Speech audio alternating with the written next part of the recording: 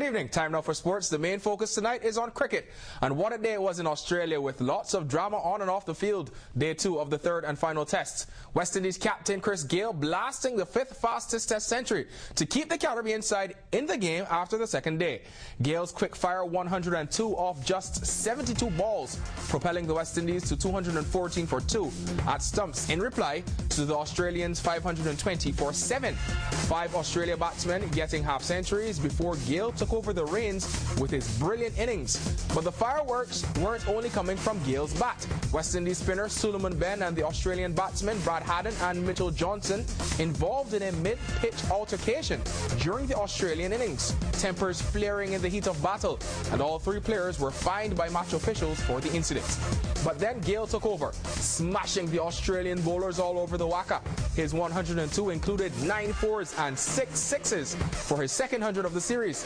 Travis Dowling added 55 and Ramnaraj Sarwan resumes on 42 as the West Indies fight back in Perth. Play resumes at 9:30 Cayman time from Western Australia with the West Indies 214 for 2, as you can see there. Sarwan 42 and Narsingh Deonarayan, he's on 10. Live coverage on Sportsmax. And on that altercation between Ben and the Australians, all 3 players have been charged with bringing the game into disrepute.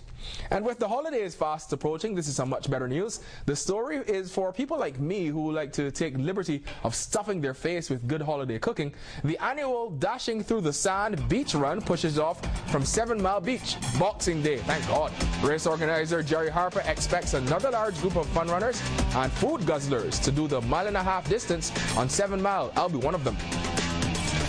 Actually, we had over 300 people, and half of them are visitors who have done many of our events in the past on Boxing Day.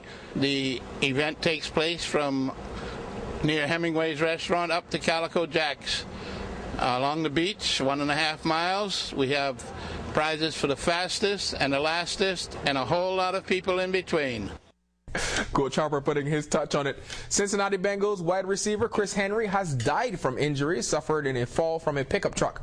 Police in Charlotte, North Carolina said he died in hospital this morning after being involved in what they are calling a domestic situation with his fiancée.